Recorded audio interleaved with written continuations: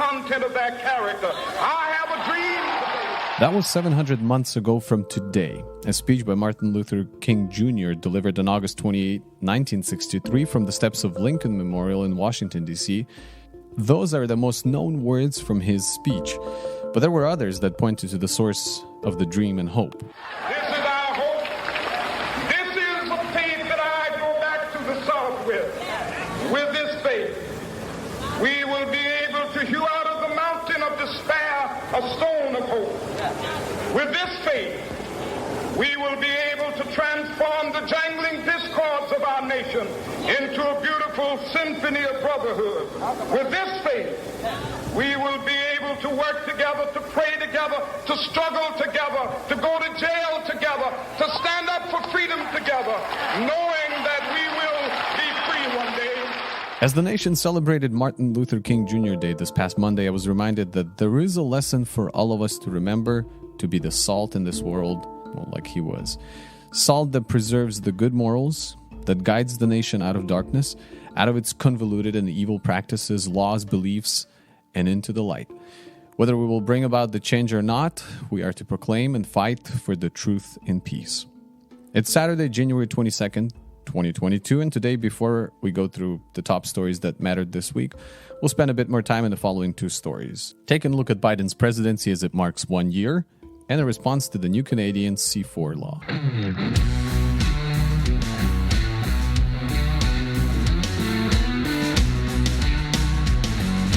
Welcome to Life Ring, a podcast where we strive to provide you with a well-rounded review of what is going on in the world between Monday and Friday of this past week. My name is Alex, and today we're going over the stories with the Life Ring podcast co-founder and a regular host, Vadim. Thank you for joining me, man. Always a pleasure. Yeah, we're doing a new thing today.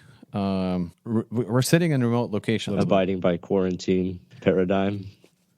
It's called adjusting to the times and going the most efficient route. It's okay. We're in this together. That's right. How are you doing, man? Not too bad. Actually, pretty exciting. I joined a book club for the first time in my life. Oh, right on. So yeah, it's been really fun. You're liking it, huh? Yeah, for sure. You have a book recommendation, or you want to go through it and then recommend it? I just finished it, and it's. I'm just really confused. I need to process it. Okay, sounds good. Yeah. Did you?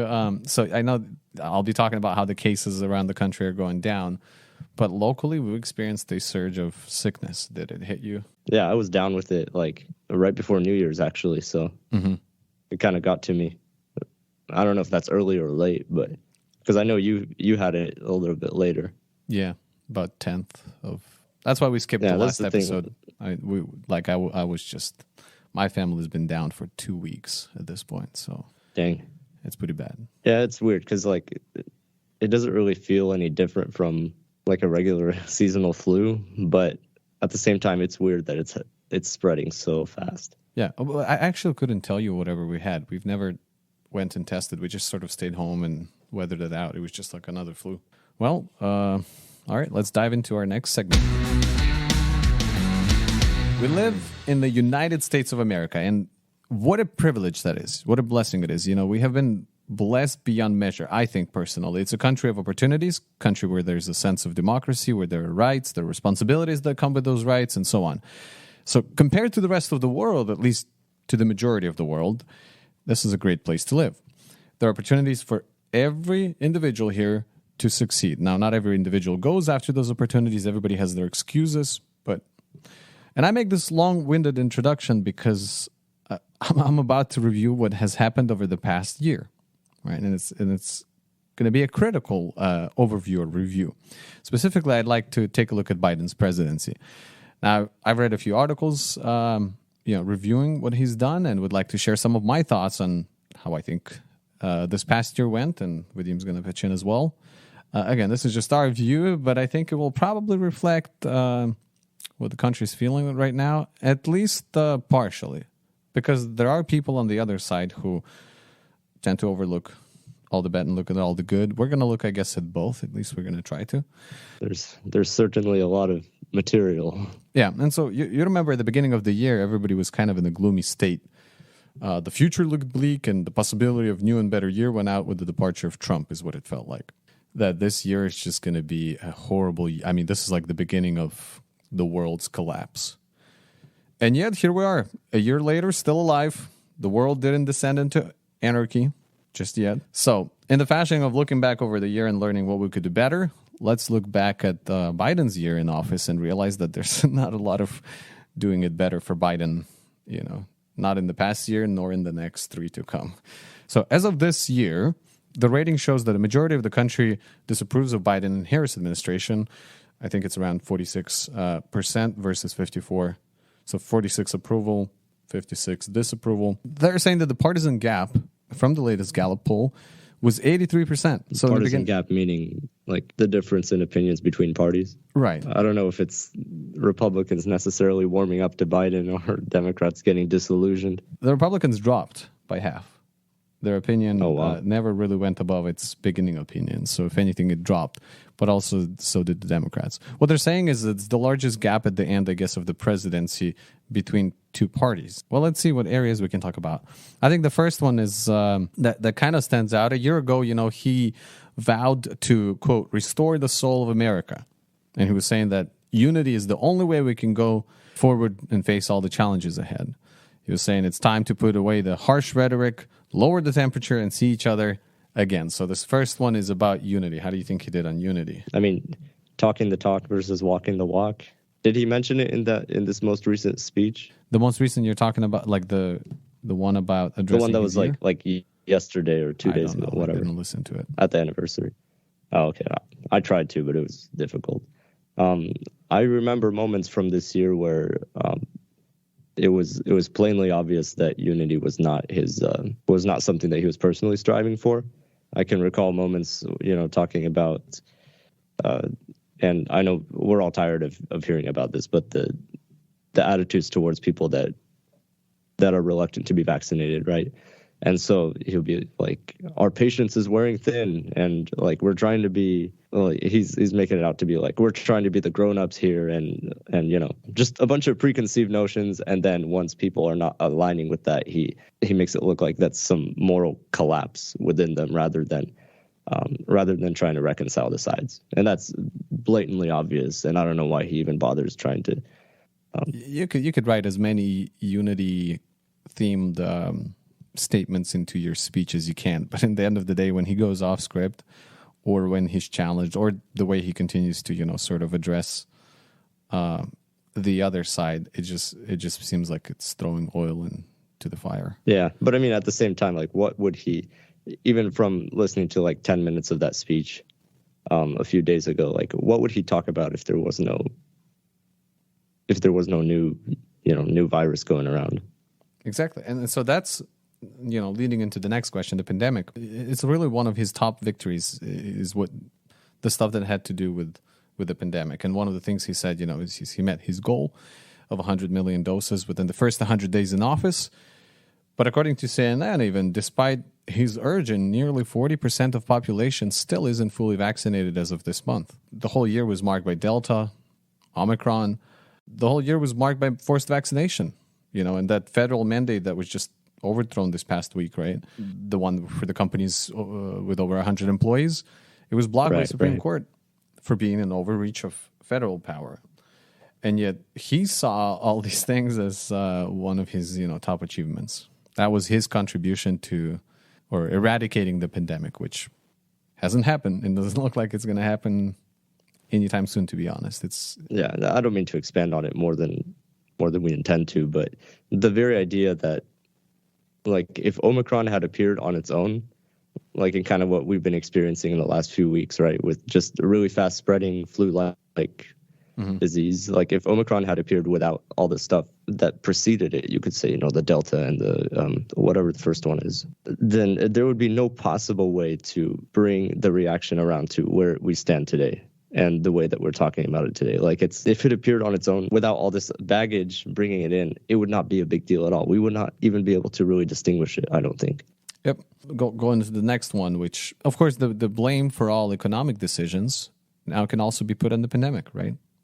But if you look at the economy, there were some decisions that were made, that they're proud of, but could harm us in the long run. For example, CNN pointed out that and I quote, "The president has had some legislative victories, signing a $1.9 trillion economic relief plan in March and a $1.2 trillion infrastructure bill in November. But he and the Democratic leaders are finding it hard to enact some of the bigger reforms of their agenda." Right, so they're looking at these as victories, like we're going to spend a ton of money into trying to make something better, ignoring the whole bureaucracy that kind of led us to this point. And so it's been misappropriated. Yeah, the question is not like, we didn't have enough money. The question is, whoever right now is running things is not running it good. So dumping more money into there is not going to solve the problem, right? And then there's Great Resignation, which happened this November, where millions of people were losing jobs because they were forced to undergo a medical procedure that the government had no right to mandate in the first place, as we learn in the beginning of this year, right? So who's going to take the responsibility for that, right? And how many of these decisions did we have along the way where organizations like CDC could not figure out where they stand on, and they would just mandate something, causing, this domino effect that continues to go into this, upcoming year where inflation is at its highest in at least 30, 40 years. And all of it because at some point they decided to shut down. At some point they decided to implement measures that would just restrict people from doing their job properly. At some point, companies lost their business, lost their employees. And so it's like, it trickles throughout the whole system. It's one thing to have inflation at the place that it's at, if we understand why it brought us here, but just at least, let's be honest about where we stand and not act like people are, like someone's gone crazy for bringing it up or for criticizing in that regard. Let's get a little bit of transparency and at least being on the same page of where we stand, right? Like you talk about core inflation. The number they always bring up is, from December 2021, it was up, 5.5%, right? But that takes in account, the change in cost of goods and services. It doesn't necessarily include the cost of food and energy sectors where we see prices going way up way higher than 5.5%, right? Yeah. And so I just think that's been a common theme this year too. It's just a lot of, I would say, gaslighting, but that it's almost like it's not even ironic at this point.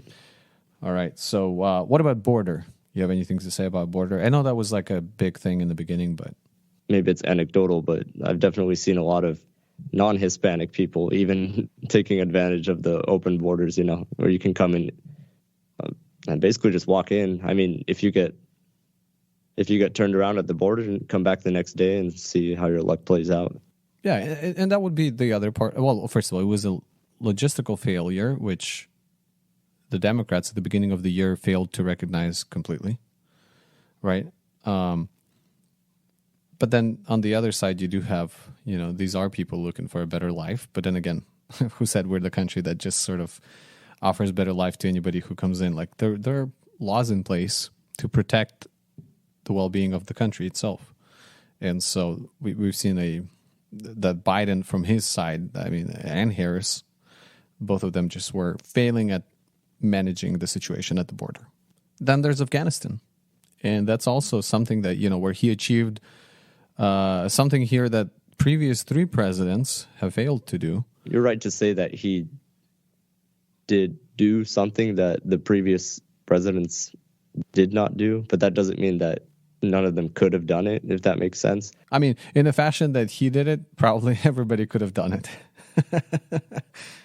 Yeah, that's the thing is it's right. such a I don't want this to sound insensitive, but it's kind of, it's like, oh, we took the troops out of Afghanistan. You happy now? And then, well, no, because it's complete. It was just a disaster. It's almost like he needed something to accomplish, and this was one of those things. Because in the end, again, another logistical nightmare. Yeah, there's a lot to expand on there, especially with the role that America does play on the global scale. We had, there's conflict in Ukraine and Russia that's brewing, you could say, and then all the stuff in Ethiopia that's erupted in the last few months. And the U.S. has stayed out of that, at least on an official capacity. But these kind of tests for a president, they're happening. This is not one time in your presidential term you're going to have to make a decision like this. And this was just just a colossal failure.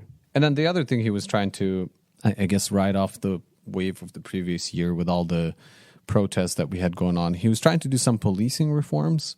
He promised to create a national police oversight commission that never worked out. Apparently tried to pass a few, like the George Floyd bill, if you remember, that was also part of his doing.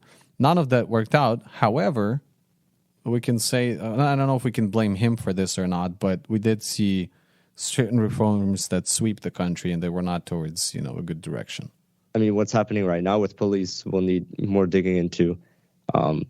Before I want to make a comment, I think Stan might have a story about that. You'll ask him next week. But I have a feeling that, this National Police Oversight Commission or whatever they were talking about, that might crop up again around summer of 2024. And, with all of this, there is, I think there's a national recognition of the fact that we do need to have some policing reforms, but that they should be done in the same way that you would approach any other industry, really. Rather than tying hands, you would want to have programs in place that are, holding the officers accountable, right? Why tie the hands of all the police officers, where instead you should be just giving the tools or giving, I don't know, the opportunity for the state to prosecute the people for the crimes when they are committing them, right? And I'm talking about for the police officers that are committing those crimes. So I guess there's a better way to approach it rather than just saying, all right, we're just going to, chop the police force in half, or we're going to, take away half of their responsibilities, place it on social workers, or, all the other ridiculous things we've seen and heard, which in reality do not take care of the bad guys in the police force. They are still there. Police officers that either need anger management classes or just need to pick a different field of work. Anyways, moving on to the final, but not by any means last of the, there's a lot of things I guess we could have talked about, but climate, that was another topic or another area of work where Biden has seemed to make some strides by rejoining the Paris Climate Accord and, push the, 1.2 trillion infrastructure bill, which is pretty much a bill to move the green companies to the forefront in the country and ensure that... basically subsidize the future that we want to see or I guess tying up the federal money into the progressive agenda. Yeah, very, very big stretches of logic. But did you know that, I think I mentioned this in the past, but our town of Mount Vernon in Washington, it's up north on the map. You can probably not see it on the map of the United States. But it's just above Seattle, an hour away from there. Our town will be our library right now that they're building, or about to build, will be the largest electrical vehicle charging station in the state. Oh, I wanted to say in the country, but I don't think in the country. But in the state, in Washington state at the very least. And we're like a small town. I didn't know they were building a library. Yeah, we're getting a new library. It's going to be pretty big. 2-3 What's stories. wrong with the old one? I don't know. Hey, infrastructure money coming in, I think we were able to get a chunk of that pie. Nice. Yep. All right, so favorite moment of Biden this year?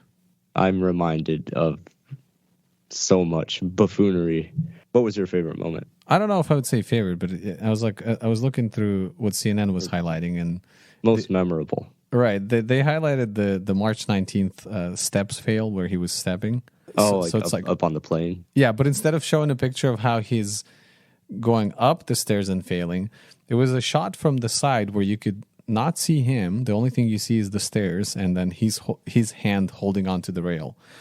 And what the article, the way the short snippet was written is like, in the end, when he fell, he was still holding on to the rail with his life. I don't know. It's like the focus was that he didn't fall completely. To reframe it. Yeah. He didn't fall completely. He held on. It was just too windy that day, and the stairs were shaking. Which again, I give it to him. He is an old guy, and who knows how I'm going to be walking when I'm 80 if I'm still alive. Like I said previously, it's pretty low hanging fruit to make fun of stuff like that. Even though when it was happening, I admit it was something. I mean, there's just so many moments like that where you're like, okay, was that a slip up or is that just how he is all the time? Like, do you remember when, I can't remember if it was also around March probably, where he was like, he hurt himself after getting out of the shower and chasing his dogs around, but he like broke his foot or something. Yeah. And maybe we just haven't had a president like with his exact living situation. Like he doesn't live with his family really. He just has his wife, right? Mm-hmm. So there's none of that, like all the coverage you get around, like for example, Obama with his family or Trump with his family. Like you have, Right. There's like, here's Biden, and then the animals that he lives with. I think there's not a lot we can expect from a secular leader, especially in a Western country. And so with all of the criticism and all the comments that we make about Biden, I'll tell you this. At the end of the day, when we bow our knees as a family, almost every time we pray for the president, for Biden specifically. We pray that God would guide him, that he would bless him so that we would continue to have peaceful times in this country. Keep in mind that while we get peaceful time, it is not just so that we could, get through our life in the most comfortable way possible, but so that we could glorify our Father in everything that we do. And while we have the time and the freedom, our calling is to expand God's kingdom and to proclaim the good news.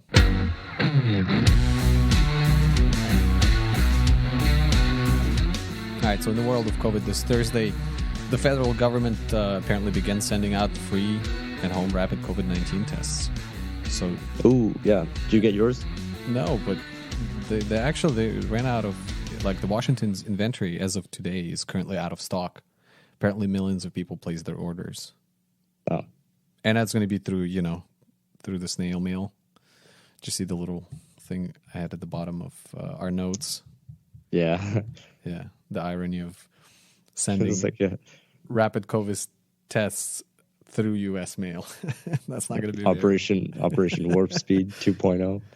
Right. So overall, the average numbers are declining almost in all categories. Seems like Omicron is fading. Now, a few other things worth mentioning. Here's two stories in one. This is according to Associated Press. Starbucks is no longer requiring its U.S. workers to be vaccinated against COVID-19, reversing a policy announced earlier this month. In a memo sent Tuesday to employees, the Seattle coffee giant said it was responding to last week's ruling by U.S. Supreme Court in a 6-3 vote. The court rejected Biden's administration plan to require vaccines or regular COVID testing at companies with more than 100 workers. Here's what they're saying. We respect the court's ruling and will comply. That's what the chief operating officer at Starbucks wrote in memo. And when you hear the whole, we respect the court's ruling and will comply, that usually you only say that when you're willing to comply with court's ruling, where you are okay with it. Be it something else, like in relation to some kind of something that doesn't align with the progressive agenda, that court ruling would not be respected or complied with. You know what I mean? I wonder if this is part of not wanting to seem like he's going against the progressive agenda, where he's like, oh, well, the court said so. My hands are tied, even though like he's fully, I'm pretty sure private corporations can still have mandates, right? Absolutely. I just think that they probably are concerned about staff shortages. That's been an issue. For sure. Yeah. Yeah. I mean, can you imagine trying to hold people down in this job environment? Like, especially in the service industry. Yeah. So our next story, I don't know what we would call this, education. An article from Newsweek. Wharton students not having a clue about how much the average American earns has sparked an onslaught of jokes and memes. Basically, so I think there was like a poll. This is a professor of legal studies and business ethics at Wharton, and she asks, I guess, a whole bunch of students what they thought the average American worker makes per year, and 25% of them thought it was over six figures. One of them thought it was $800K. Not really sure what to make of this. The real number is 45,000. So that tweet blew up, and people were kind of responding and making fun of him. It's like there's somebody that replied and said, "I'm sure there are plenty of homes in New York City that cost $100,000," and it's just kind of making jokes about out of touch people living in a bubble. And I think there's merit to that. Like, if it's an average of the people you know in your social circle, you're going to settle into an average no matter who your surroundings are, right? So, yeah, all your peers are making $100K. You're going to think you're going to be one of those people that's like, oh, what's minimum wage now? Like $30 an hour? And then there's the guy who's like, 800K? I don't know if he was joking or he was just like, dude, I don't know. I tried to go as low as I think I can. 800K. Yeah, that has to be a... But, you know, the other part of it is, and this was a comment, I believe, somewhere here. Basically, these are students who are studying economics. They should be way more informed on what's going on in the country and what is the reality, because they're going to be the ones, you know, affecting it. They're going to be the future CEOs and executives, right? You would expect them to be more in touch with reality than that. According to Christian Headlines, the United States has passed a tragic landmark in 2022 with its 63rd millionth abortion since Roe v. Wade, an eye-opening number that pro-lifers say should awaken America to the consequences of the 1973 decision. Now, the exact number, at least as of yesterday, in the U.S. was 63,459,781 child killed in the U.S. That's, and looking at these numbers, the highest number of abortion apparently happened in the year that I was born, 1990. And the least, I think, was 2021 with like 800,000. So another March for Life in Washington, D.C. happened this past Friday. It's an annual event, and considering the pending Supreme Court case, there's hope that this will be the last anniversary of this March for Life. Let's state this again. Abortion takes a baby's life. It's the most cruel assault on the most defenseless and vulnerable child, and it should be recognized by our society as such.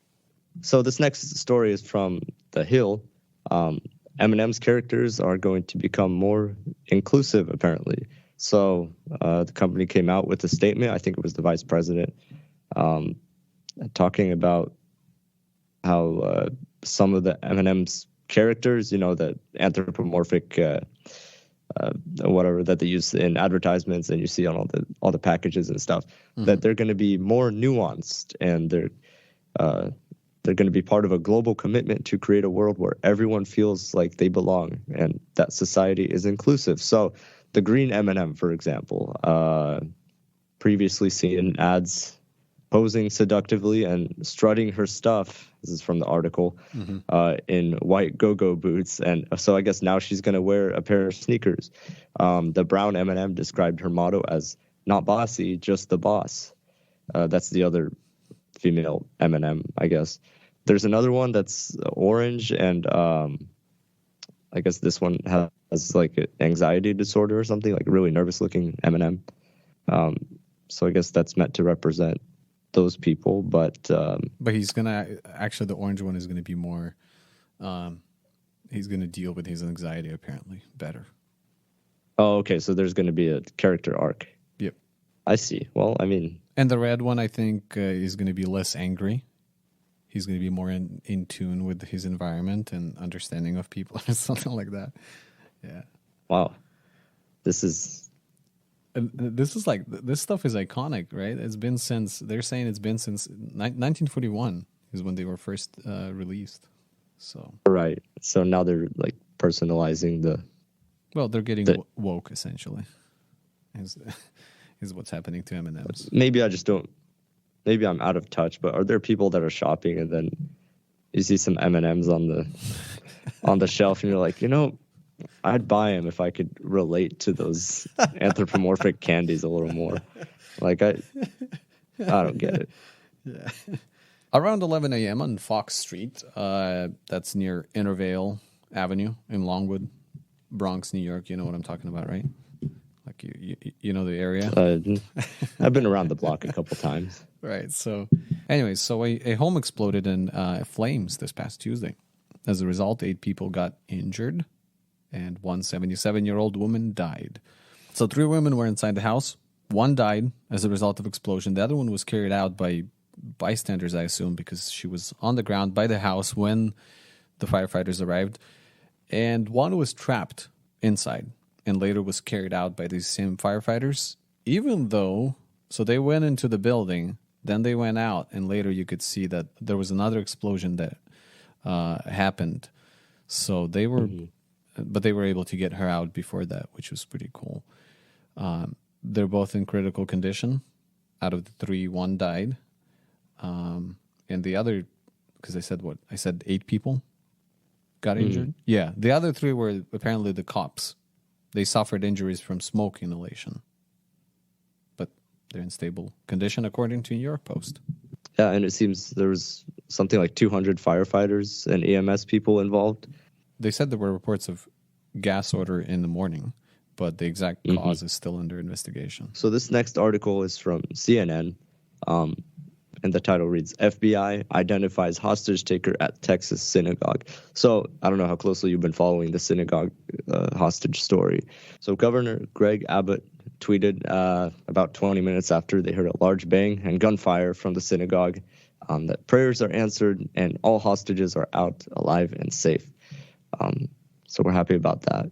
But he was making demands to release the Lady Al Qaeda or whatever.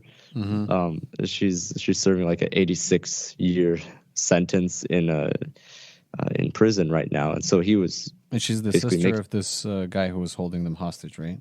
Is she a sister? I thought they were just allies or whatever. Maybe he was just. Maybe that's a sister in a sense of we're belonging to the same group type deal. Yeah, she was apparently the only female on the U.S. Al Qaeda watch list in 2004. So that's an achievement. He arrived legally in December. Well, it says he's a British national, so he lived in England or something. Yeah. Huh. Anyways, so yeah. Tonga apparently is a Polynesian kingdom of more than 170 South Pacific islands, many uninhabited, most lined in white beaches and coral reefs and covered with tropical rainforest, according to Google. It's basically between America and Samoa on the right and Fiji on the left, if we're looking at regular map. Closest big island is New Zealand, or big land, I mean. The next big land is Australia, to the left. According to Red Cross, estimated 80,000 people were affected by the underwater volcano that erupted this last Saturday. No deaths so far, so that's good. But it did send a tsunami wave of about 4 feet towards Tonga. The explosion was so loud that it could be heard in New Zealand, 1,500 miles away. The dust apparently covered everything. Literally everything. You've seen those pictures where they slide the map back and forth. I don't have it on the screen here, but it's like the before and after. Right. So it literally covered everything. Contaminated drinking water. It's one of the hugest volcano eruptions in recent history, and it's massive. So if you look like at the size of the cloud or smoke cover over like a period of 1 hour, how it expanded, it's which one did we see? We saw compared to Manhattan for like the initial explosion, and then afterwards I guess the dust cloud or whatever it was grew to like the size of a small country. Yeah, like Spain was covered, or like Great Britain would be fully covered by it. Oh, Florida. Yeah, when they overlaid the maps. Florida, if you put it on top of Florida, I mean, it goes beyond the, east and west coast. Like it just goes all over. Huge. Yeah, it's funny. I was looking for Tonga on the map, and it just shows like a dot in the middle of the ocean. I was like, oh, there we go. It's crazy that it turned those like tropical islands into basically a moonscape for a short time. Internet, phone lines were down. Tonga itself has about 105,000 residents. For the longest time, nobody knew what are the consequences, but of course they got flooded, just a bunch of ash. And the other part that's interesting is that the sulfur in the air, in the atmosphere that it releases, apparently causes it's called temporary volcanic cooling. Now, I've got a graph up here on a screen in front of me, and you could see that starting in 1880s is when they kept track of this data. Every time there's a huge volcano eruption, at least for the next, I want to say year or so, there's a dramatic drop in like average temperatures in the world. Isn't it interesting? Like there's literally a dip. Yeah. and then it goes up. So because of that, I hear a lot of that stuff where it's like a nuclear explosion, right? It would basically have a lot of the same effect. Mm-hmm.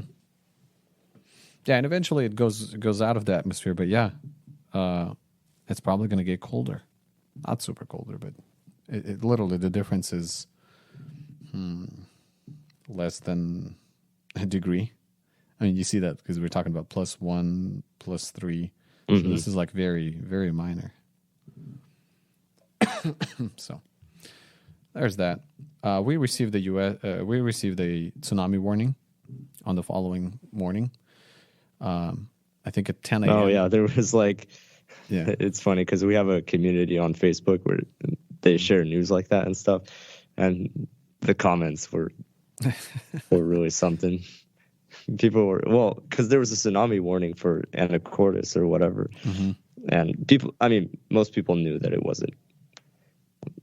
Most people were not really taking it seriously, but it's like somebody commented, it was like, "Oh, it should be all right. We're all vaccinated," and like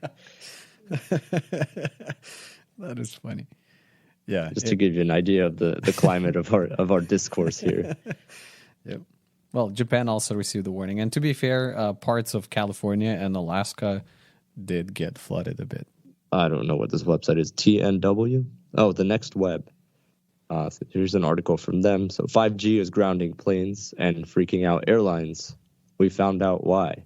So apparently 5G is, I'm not very well versed on all the frequencies that are in the air around us, but it apparently operates on a frequency that's close enough to radio altimeters, radio altimeters, and then I guess like to tell the plane the up and down, how high up in the air they are in relation to. Yeah, it seems like it. I mean, basically, regardless of what the specific things do, it's sensitive aviation instruments, and so if a plane takes off and it sees that stuff is malfunctioning, that would be grounds to not continue flying, right?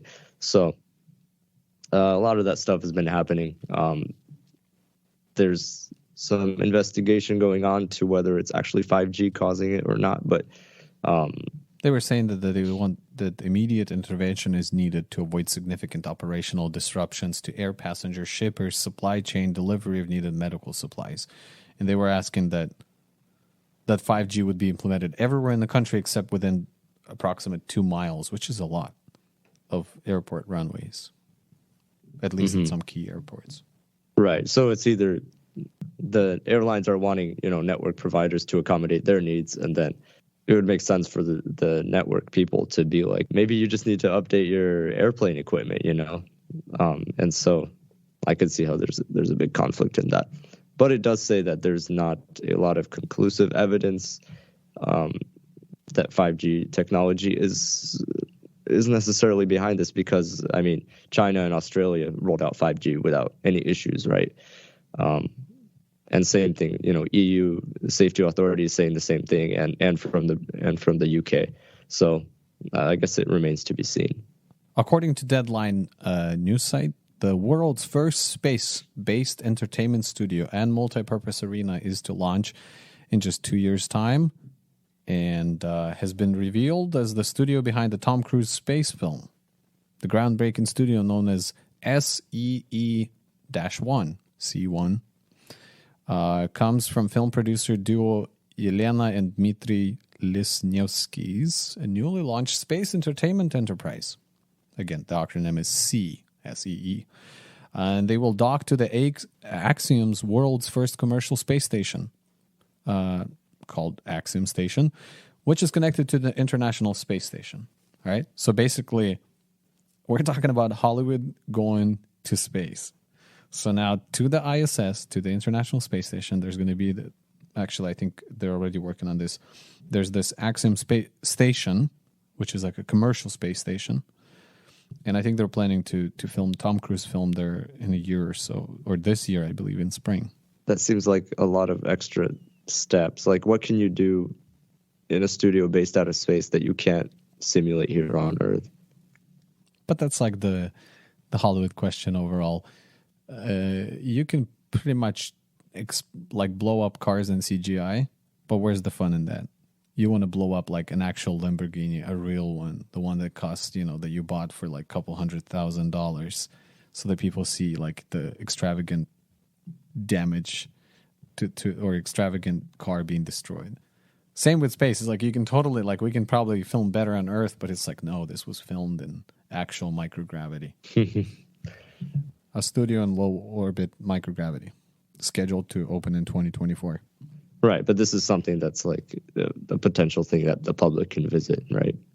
Yeah, well, public. It'll allow artists, producers, creatives, basically to develop, produce, record, live stream content, right? Venue for production, infrastructure for like third-party content and events. So, hey, you want to host your wedding in the space station? There's a way to make it happen. And then finally, to conclude the lightning round, I got this other one that I thought was pretty neat.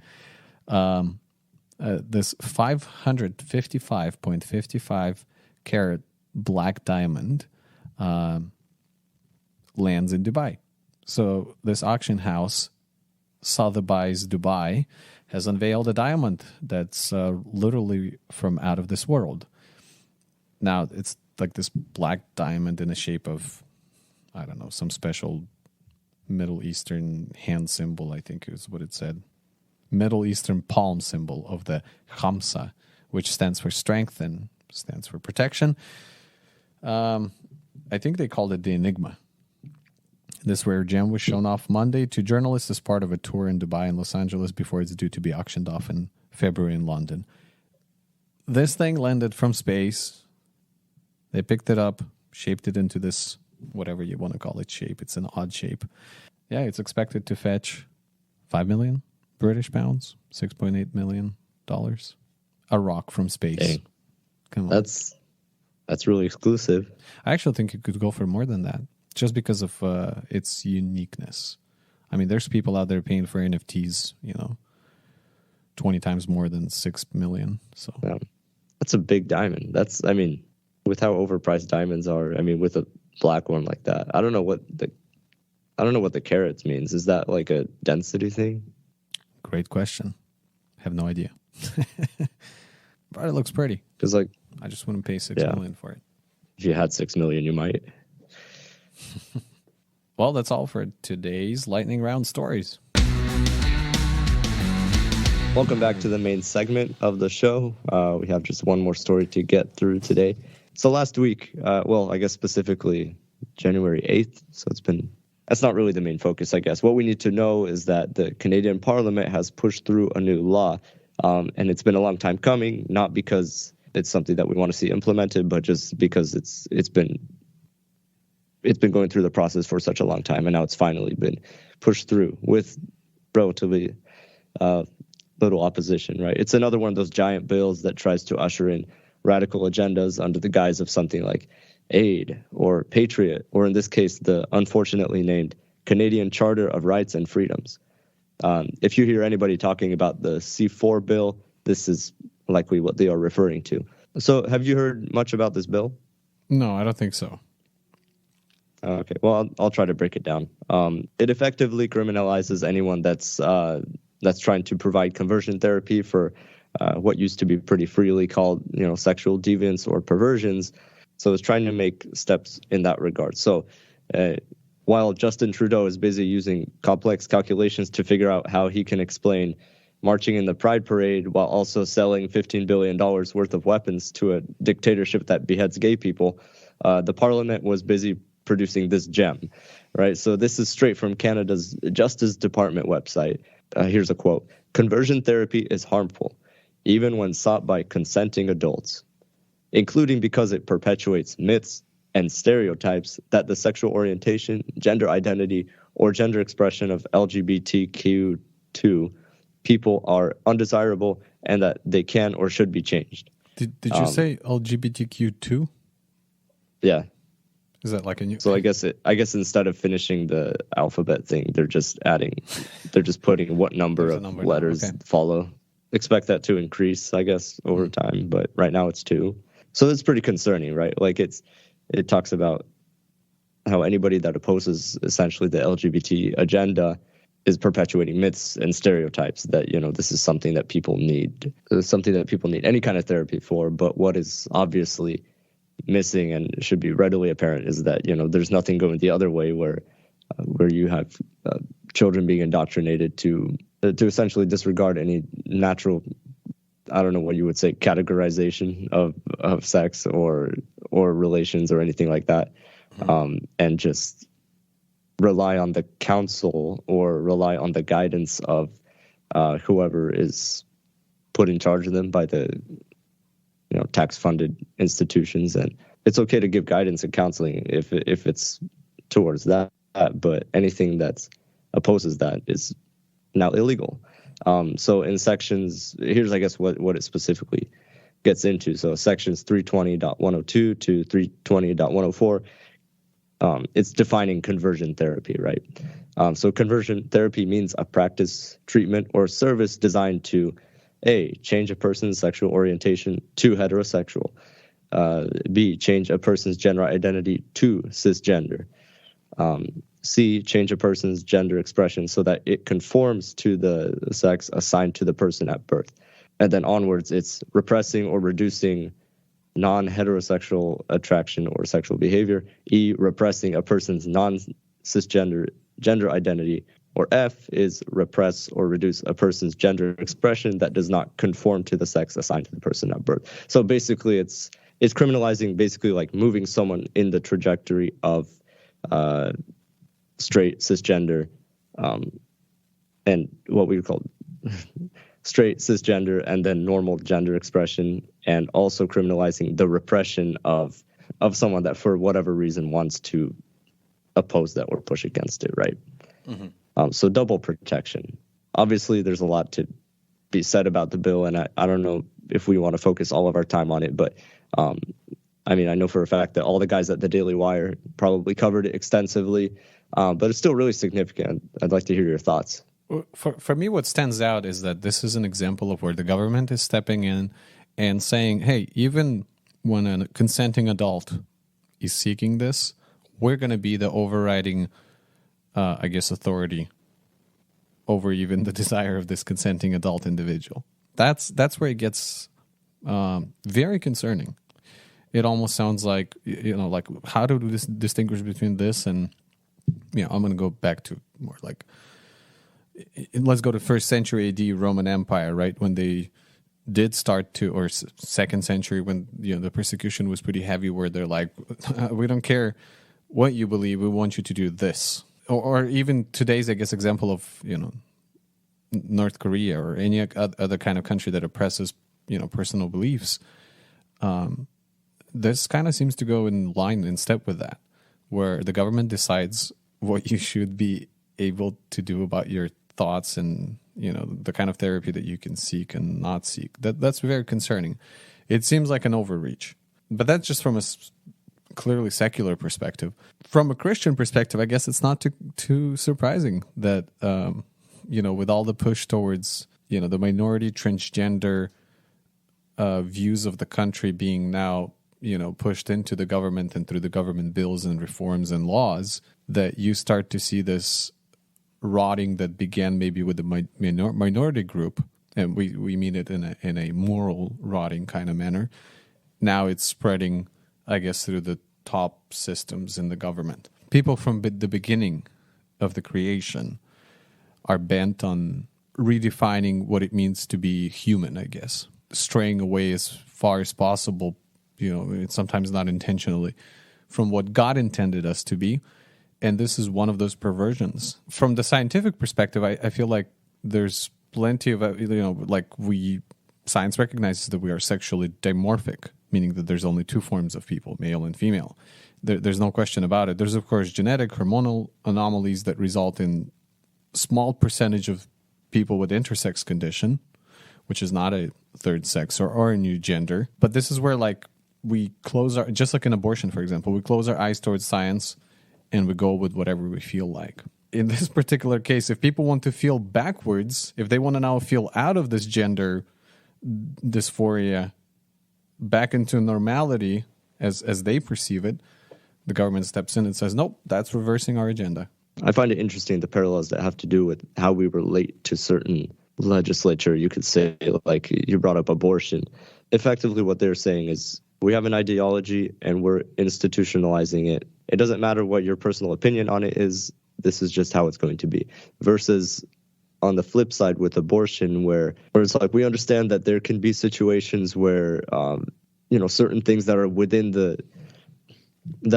paradigms of the law, but they're like frowned upon by the pro-life community, like for like getting an abortion out of convenience. I'm going on a cruise in 5 months and it's going to be it's going to be a whole thing, whatever.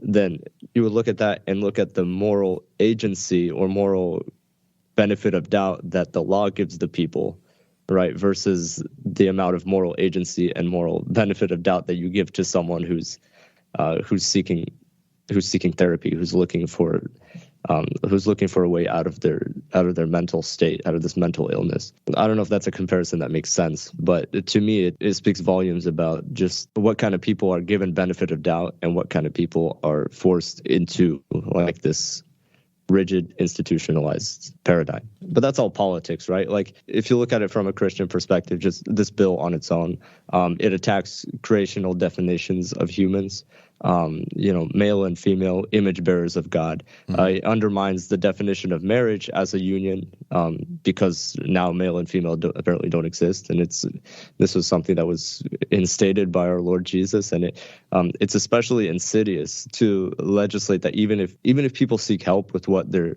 like obviously debilitating mental and spiritual issues, people that choose to help them are doing so at the risk of facing criminal charges.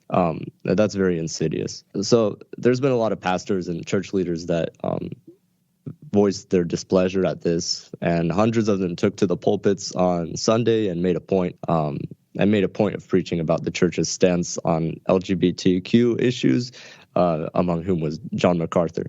Now, John MacArthur is a household name in most Christian circles. He's a pastor of a church in California called Grace to You, a very well-renowned and respected teacher of the word, best-selling author, prolific speaker. You can go on and on and on. I used to listen to him all the time on radio, and I still like to, but the opportunity doesn't come up too often. There was some news that was connected with him that caused a stir this week, and you may have seen it on social media or Christian blogs or news sites. Do you know what I'm talking about? Or? Yeah, something about him being censored. I just didn't know if it was Canada only or this is across, like all YouTube platforms. Yeah, that's probably a good representation of what people have heard. So there's, headlines, right, on Christian blogs and things like that, where YouTube censors John MacArthur, or YouTube flags sermon on biblical sexuality as hate speech, or quote from YouTube, Pastor MacArthur's sermon is hate speech, all caps. So there was a blogger, YouTuber, podcaster, I don't know what to call him. His name is Todd Starnes. By my understanding, he made a clip of MacArthur's sermon where he says things like, there's no such thing as transgender. You're either XX or XY, that's it. And that's referring to the chromosomes. God made man, male and female. That's determined genetically. That is physiology. That is science. That is reality. This was what was in the clip. And he goes on to say that this notion that you are something other than your biology is a cultural construct intended as an assault on God. The only way you can address it, honestly, is to say God made you, and God made you exactly the way he wanted you to be. You're not only fighting God in his physical creation, you are fighting God in his sovereignty. You are fighting God in his spiritual relationship to you. He goes on to explain, this is a war on God. MacArthur said they must be met with love and affirmation to be all God created them to be. I don't know if I'd call that hate speech, even if you stand all the way over there and squint and try to augment it somehow. Like it seems pretty tame. I don't know. There's got to be a point at which you, I guess, have to say that the Bible is hate speech, right? Because, he didn't say anything that was outside of the, Christian doctrine, which is rest fully on the biblical truths.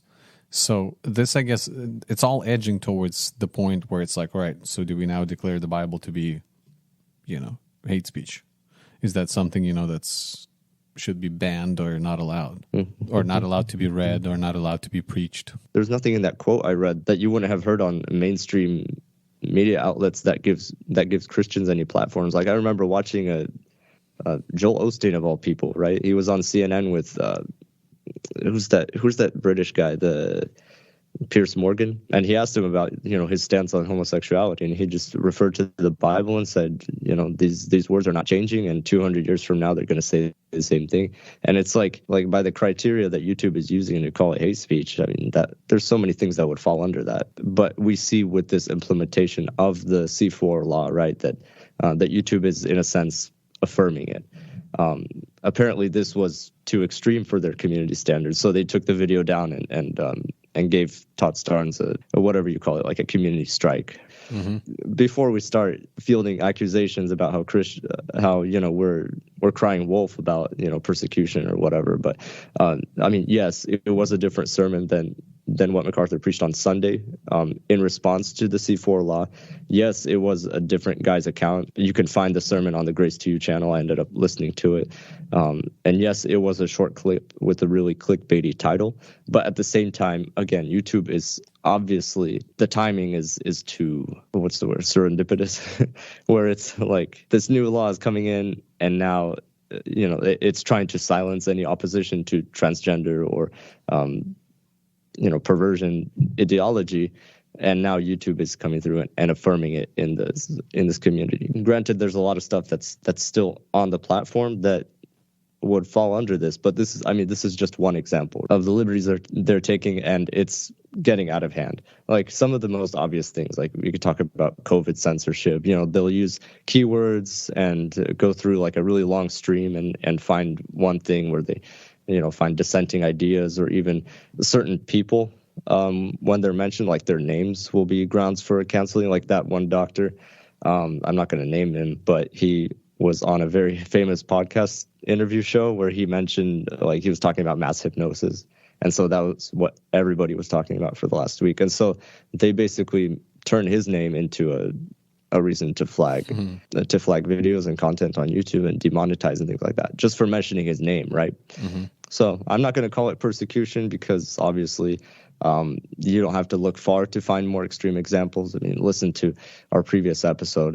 There's people that have it way worse, but it's undeniably discrimination. And this is the first seeds of criminalizing Christianity that we see poking out of the soil, as we see things in the future that are implied by what we're seeing here. Well, that's all for the stories for this week. We are so glad you've joined us for another episode of LifeRing. Please consider following us on Facebook, Instagram, Twitter, or YouTube. Just type in LifeRing Podcast. Also consider sharing it with a friend or a family member that would benefit from a weekly overview of the current events from a conservative and Christian perspective. And as always, we would like to remind you that there is no better news on any given day than the good news of Jesus Christ. He died for the sins of the world so that everyone who comes to him would be saved. We encourage you to seek him if you haven't already. Thank you for listening to LifeRing, and we'll see you next week.